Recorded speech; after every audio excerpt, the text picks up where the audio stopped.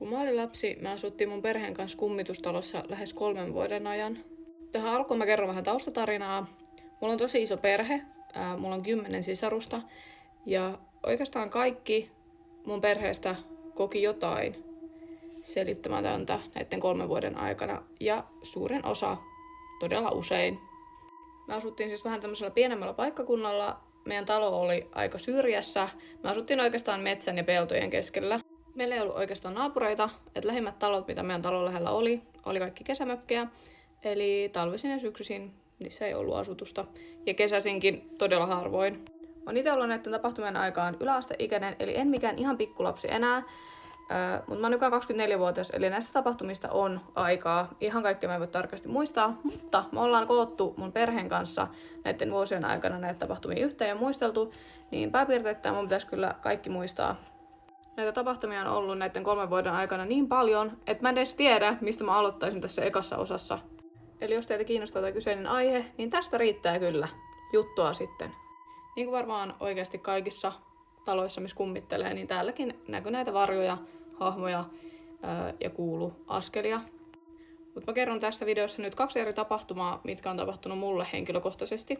Me oltiin yhtenä talvena mun isoveljen kanssa viikonloppu 2 kotona ja oli ilta, kun tää tapahtui. Meillä oli siis 2-kerroksinen talo ja mä olin itse alakerrassa olohuoneessa katsomassa telkkaria. Meillä oli silleen, että meillä oli telkkari, sen edessä oli säkkituoli ja sitten meillä roikkuu siinä katossa semmonen kynttelikkö siinä mun selän takana.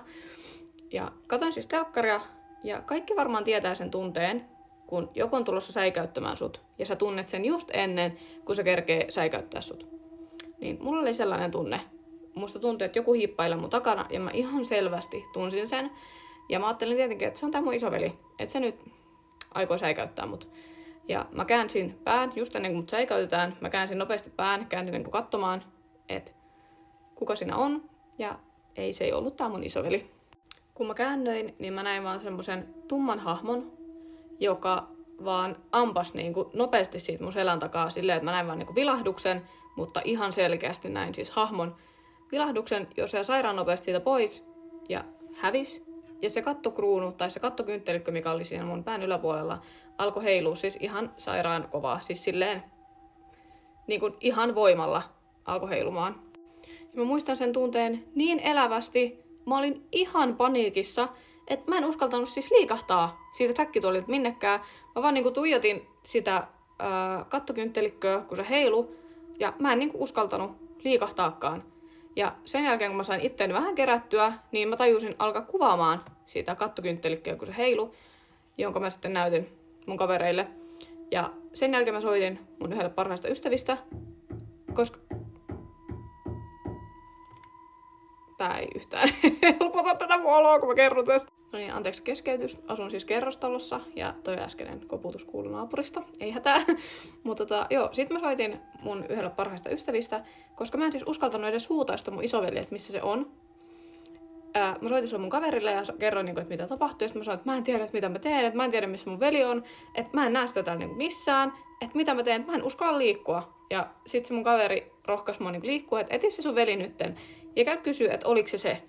Sitten mä olin, että ei se voinut olla, että ei se ei se juokse niin nopeasti ja ei se olisi kerännyt minnekään piiloon. Mutta mä sitten uskalsin nousta siitä ja lähdin etsiä mun isoveliä, joka oli yläkerrassa omassa huoneessa. Ja se ei ollut todellakaan käynyt alakerrassa. Se oli ihan ihmeessä, että mitä sä sekoot. No niin, ja tämä toinen tapahtuma tapahtui kesälomalla. Ja tää on yksi hirveimmistä asioista, mitä mulle on oikeasti ikinä tapahtunut mun elämäni aikana. Siis silleen, tää on jäänyt niin elävästi mun mieleen, ja tässä oli toinen ihminen mun kanssa kokemassa tämän asian. Oli siis kesäloma, ja mun kaveri tuli käymään meillä. Me oltiin yläkerrassa mun huoneessa, joka oli muuten semmoinen huone, missä tapahtui ihan sikana kaikkea outoa. Niin oltiin siinä juttelemassa mun sängyllä, ja meillä oli siis huoneen ovi kiinni, ja juteltiin tällä, että katsottiin niin kuin toisimme, kerrottiin kaikki kesälomalla tapahtuneita juoruja, kun me oltu nähty niin pitkään aikaa. Niin juteltiin ja katsottiin toisimme tälleen niin silmiin, kun me keskusteltiin. Ja yhtäkkiä mä näen vaan sivusilmällä jotain, jonkun tumman hahmon niin kuin siinä lattialla. Ja tää mun kaveri näkee tämän saman hahmon myös, koska se, tai hahmo, mikä ikinä olikaan, niin, ja kun me nähtiin vaan sivusilmällä, kun me katsottiin niin toisiimme, Mutta me kuultiin ja nähtiin, kun se tumma asiahahmo lähti konttaamaan. Siitä kuului niinku konttausäänet sinne sängyn alle. Meillä oli siis jalat alas siitä sängyltä ja me molemmat nostettiin yhtä aikaa niin kuin meidän jalat ylös siitä sängyltä. Eli sekin kertoo sen, että se mun kaveri oikeasti näki tämän saman tapahtuman, koska tää oli se, mitä tapahtui. Ja se tunne oli aivan hirveä. Oikeasti mietin, että onko se joku iso rotta, mutta ei se voinut. Se oli isompi kuin pieni lapsi. Se ei ollut rotta, se ei ollut koira, se ei ollut mikään. Ja me vaan jäädyttiin sen sänkyyn ja me oltiin vaan, että hyi, että mitä just tapahtui. Sitten me käytiin tää kauhuleffoistakin klassinen keskustelu, että meidän on pakko katsoa sinne sängyn alle. Mikä sinne meni? Oliko se rotta? Oliko se niinku mikä? Koska eihän me tarkkaan nähty, kun me katsottiin toisemme, mutta molemmat näki sivusilmällä. Kyllä sä näet, jos sun vieressä, vaikka sä tälleen, kyllä sä näet, jos sun vieressä ryömii joku tai konttaa joku. Niin käytiin tätä keskustelua, että on pakko tarkistaa. Ja mehän sitten tarkistettiin. Kuinka ollakaan, mitään ei näkynyt. Ei yhtään mitään. Ja meidän huoneessa ei todellakaan ollut, tai mun huoneessa ei todellakaan ollut mitään niinku rotankoloa tai niinku mitään. Ja se ei ollut, siis se oli niin iso, että ei se voinut olla rotta, mutta totta kai me käytiin niinku kaikki mahdolliset niinku skenaariot läpi, että mikä se on voinut olla. Ja oikeasti tää tapahtuma ja tää mielikuva on jäänyt mun mieleen niin vahvasti, että tää oli ihan hirveätä. Ja se ei ikinä selvinnyt, että mikä se oli. Tästä näköjään tulikin vähän tämmönen pidempi video, mutta jos katsot tänne asti, niin kiva. Toivottavasti teet nää painajaisia. Ja jos tosiaan haluatte, niin mä voin kyllä tulevaisuudessa, tai varmastikin tulevaisuudessa kerron sitten lisää näitä tämmöisiä tarinoita, mitä siellä talossa tapahtui, koska niitä riittää. I lied. Because this story that I'm about to tell you is the scariest story I've ever heard. If you're new here, hi. I just talk about some pretty scary stuff, and recently I opened an email where anyone who finds this page would be able to submit their ghost stories. And let me tell you, not only have I been getting an abundance of stories that I have loved reading that are from every corner of the earth, these are actually scary. And what I mean by actually scary is exactly that. They actually freak me out. On my last video, I said this was the scariest story that I've ever heard. This one. So I just heard scratching, and as you can see, it's still day out, and that's the only time I really film these videos is during the day because I'm a scaredy cat. So I don't know what that's about because I thought it was my boyfriend pranking me. So I looked outside and there's no one there. Only when I did the intro for this person. So I'm going to redo it, and if it happens again, I hope it's on video. So anyways, this story comes from Dakota, who opens the email like this. This is the story about a who disguised itself as a little girl and haunted me for 2 years. Dakota then gives us some background context and says that she's a medium. She has seen, felt, heard, and touched spirits since she was around 5 years old. Which in retrospect is really scary when you think about it. But she says it all started when she was staying at her mom's house 2 hours away. She had a friend who lived right in front of the woods, and they decided to play hide and go seek. So Dakota finds a great hiding spot in between a shed and a chain link fence. And she says she was hiding, looks over to her right, and on the other side of the fence is a little girl staring at her. And as soon as her and this little girl made eye contact, the little girl reached through the chain link fence and grabbed her wrist. Dakota yanks her hand back and looks back at this little girl, and she is not there anymore. It is also to be noted that this was around fall time, so there were leaves on the ground and branches and twigs and etc. And she didn't hear anyone walk away or run. So Dakota runs out, tries to tell her friend what had happened, and her friend is just not having it because she's scared. Fast forward 2 months, and she's back at her dad's house and having a sleepover with an old friend. As Dakota and her friend are talking to each other on her bed, she looks over at the doorway, and the little girl is standing right in the doorway. She didn't really think anything about it because at the time, all the neighbor kids were allowed to just kind of walk in her house. And I know families like that, so I understand. But she did a double take, and the little girl was gone the next time she looked. She asked her friend, "Did you see someone?" And her friend said, "No, I didn't see anyone." And Dakota said, "Little did I know this was the beginning of a 2-year ordeal." Dakota says every day since then, she sees this little girl in her house. And this little girl did not talk. She just stared at Dakota a lot of the time. And sometimes she would only show half of her face from around the corner. And I'm going to quote this. But her favorite thing to do was watch me sleep. Dakota includes in her email that she likes sleeping in complete darkness, and the only thing that is radiating light in her room is her alarm clock that is blue. And she says every single night she would wake up and see this little girl standing in the doorway, watching her sleep. Dakota says that the most active this little girl was when she was home alone, cleaning her room. Dakota, while cleaning her room, looks over into the living room, and just for some context, she lives in a trailer, so it's completely open concept, so you can look through rooms. She looks into the living room and sees a little girl standing there watching her. As soon as they make eye contact, the little girl runs into the kitchen, so Dakota follows her. And once she goes into the kitchen, the little girl standing in front of the fridge. The moment they make eye contact, the little girl runs into her dad's room. So she goes into her dad's room.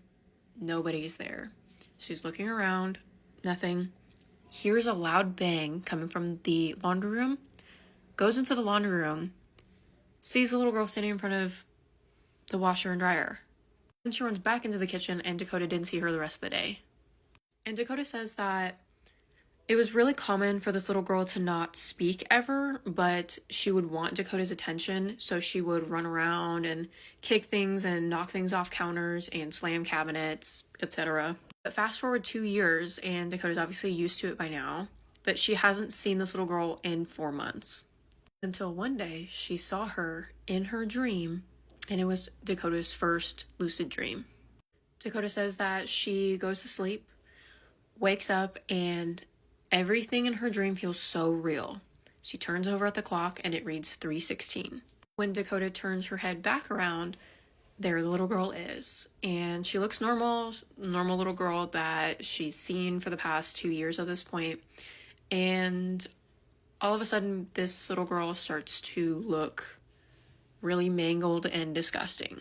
She starts developing this smile and these teeth, and sprints at Dakota, where Dakota falls back in her bed and wakes up. Looks over at the clock, 3:16. Dakota gets up, goes to the bathroom, and as she's standing up from using the bathroom, the little girl's standing in the doorway. She looked like the same little girl that she's seen the past 2 years, until again, she looked really mangled and disgusting, and sprints at Dakota, where Dakota falls backwards, screaming. And they had this animal cage in their bathtub at the time that they were cleaning. Falls back on that, and she could feel the cage under her. But nonetheless, she wakes up again. And it is again 3:16 a.m.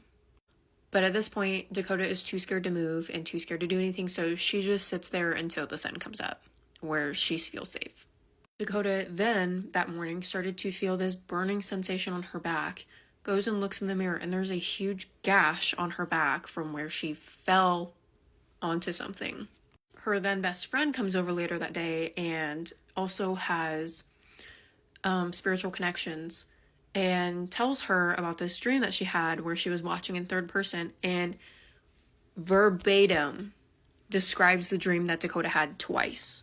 And at this point in time, Dakota did not tell her what was going on. Dakota then ends her email by telling us that if you see a clock or a phone in your dream, it means you're not really dreaming. And as corny as it sounds, she really and truly believes that this little girl was disguised as trying to get her when she was in her most vulnerable state, sleeping. But that experience was 5 years ago, and she hasn't seen that little girl since. And this is all I'm going to say. I don't know how people deal with that stuff for years. I dealt with it for a month, and no. That story was really long. However, I think it was the best story I've read so far. Anyways, that's going to do it for me. Stay tuned for my ghost stories. I don't care if it's still August. School is officially over. Therefore, it is spooky season. So I'm going to tell you a spooky story. This is true, and this happened to me. So you're gonna need a little bit of context before I jump right into the story. My grandparents on my mother's side live out in the country in Oklahoma. When I was younger, we would go out there and visit them frequently, at least once a year. This particular time, we're going to visit them. I can't remember exactly how old I was. I want to say I was like 10, somewhere between the ages of like 8 and 11. So we go up there for a small family, like close family reunion type of thing. I should also mention that this house is old. If that wasn't already obvious, this house is old. It's old as my grandparents. It's older than them. So at this reunion, everyone's outside. They're grilling, barbecuing, sitting, chit-chatting, talking, whatever. It was starting to get a little bit chilly, so I was like, I'm gonna go inside and get a jacket and I'll be right back. So I run inside. Mind you, nobody else is inside the house. Everybody's outside getting their barbecue on, okay? I run inside up the stairs to my room to grab a jacket. In this room, there's the closet, and then next to the closet right here is a little door for a crawl space. I grab my jacket, I turn around. The crawl space is open. The door is cracked open.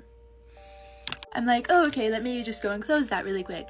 I go over, I open it a little bit because I'm like, what's in there? Not expecting there to be anything in there. I open it, and there's a staircase. A long staircase going up. So what does 10-year-old me do? I go up the staircase. Something was just speaking to me, telling me that this door was open for a reason and that I'm supposed to go up in here. So I get to the top, there's another door. I open the door into this grand hallway. It's like white and gold marble columns, but it's a long hallway. And there's a bunch of doors going down, and then another door at the very end. Immediately, I'm like, what is this? Where am I? And a little freaked out, obviously. Something was calling me to go to the door at the very end of the hallway. Forget all the other doors, go to the one at the end of the hallway. So I start walking down this very long hallway. And all of these doors are shut, right? And then I feel like something's watching me. I look and I see further down the hallway, one of these doors on the left side, an old woman, a very creepy old woman, is peeking her head out of the door and watching me.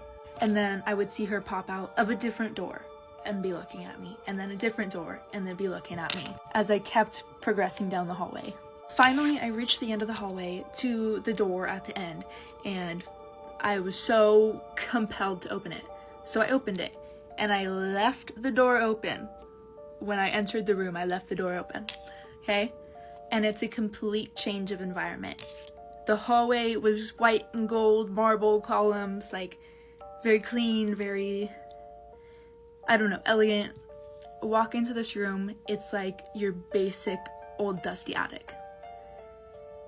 Boxes, spider webs, it's dark, creaky wood. And there's a circular window across from me at the other end of the room.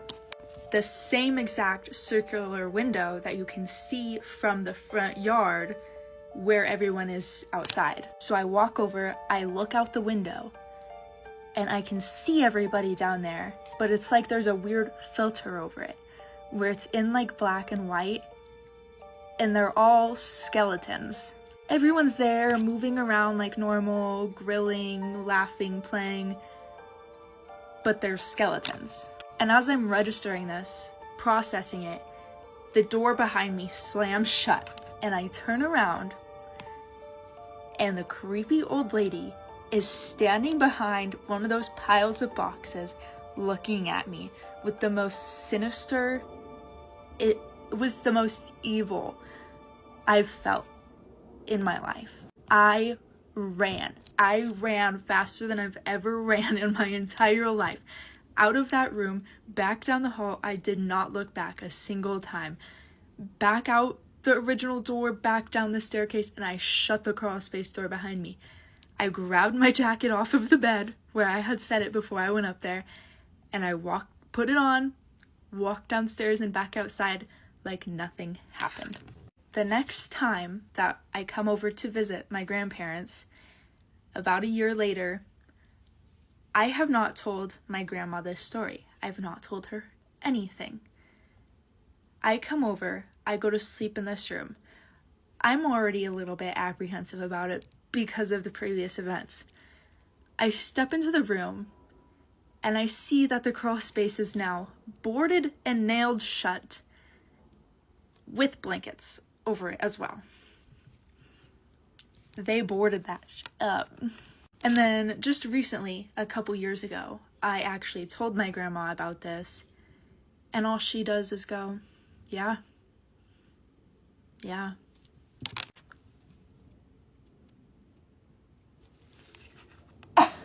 Goodbye. Can we show them the older homestead? real quick? Yeah, let's go. As you Well, know. no, it's not. No, it's not.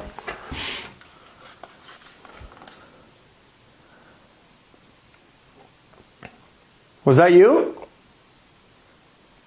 Yeah, that's on either side. They went to both. Yeah. Jeepers creepers, where'd you get those peepers? Jeepers creepers, where'd you get those eyes? Gosh, y'all get up, how'd they get so lit up? Gosh, y'all get up, how'd they get that size? Golly gee, when you turn those heaters on, woe is me. Got to put my cheaters on. Jeepers creepers, where'd you get those peepers? Oh, those weepers, how they hypnotize. Yeah, where'd you get those eyes? Ra-la-la-la-la-la, them there eyes.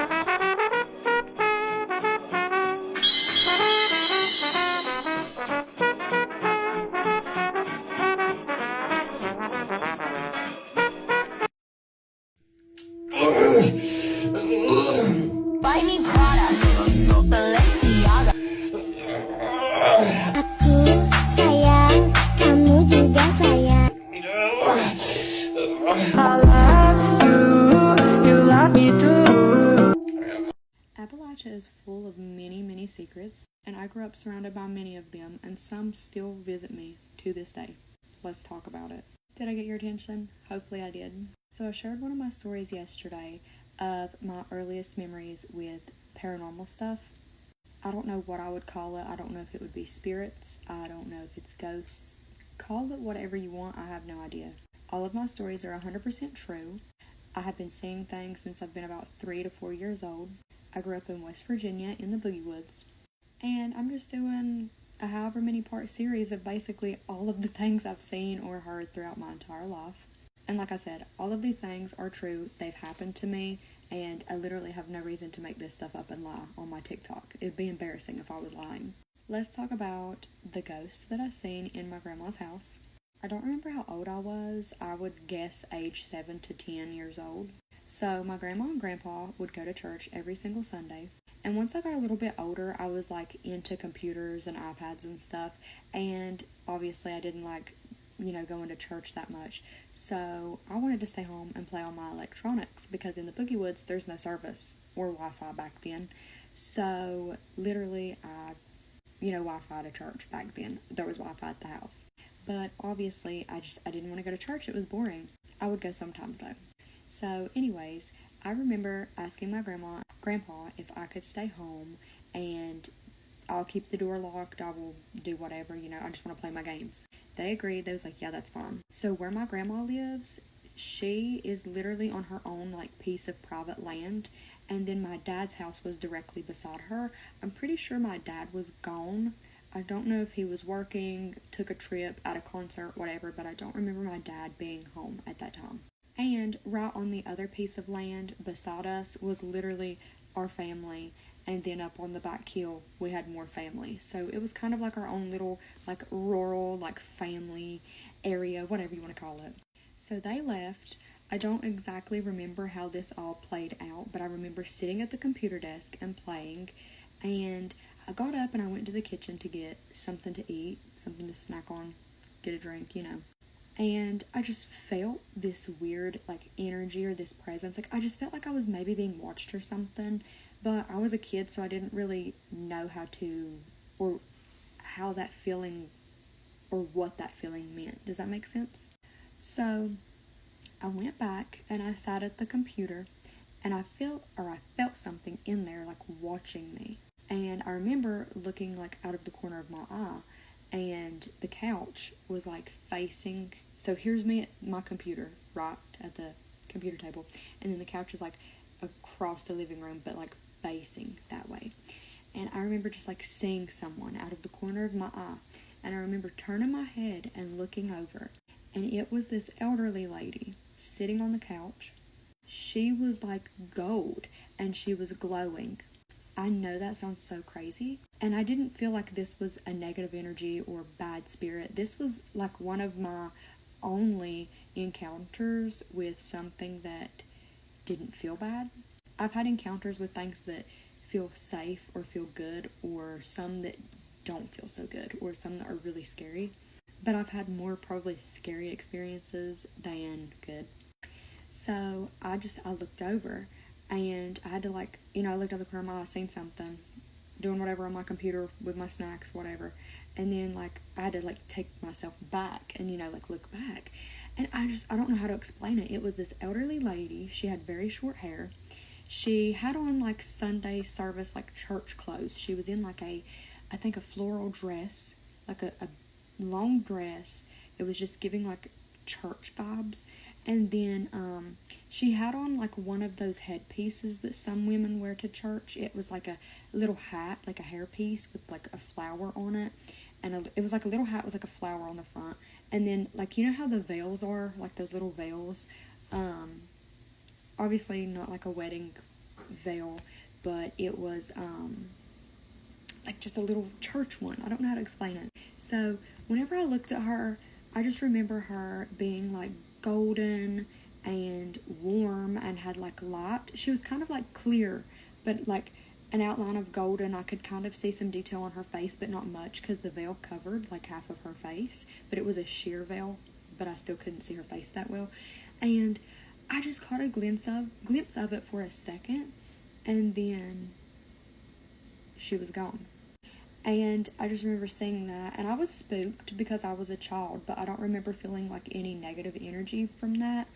But that was another one of my stories, and part of me likes to think that was potentially my granny visiting me. I could be wrong.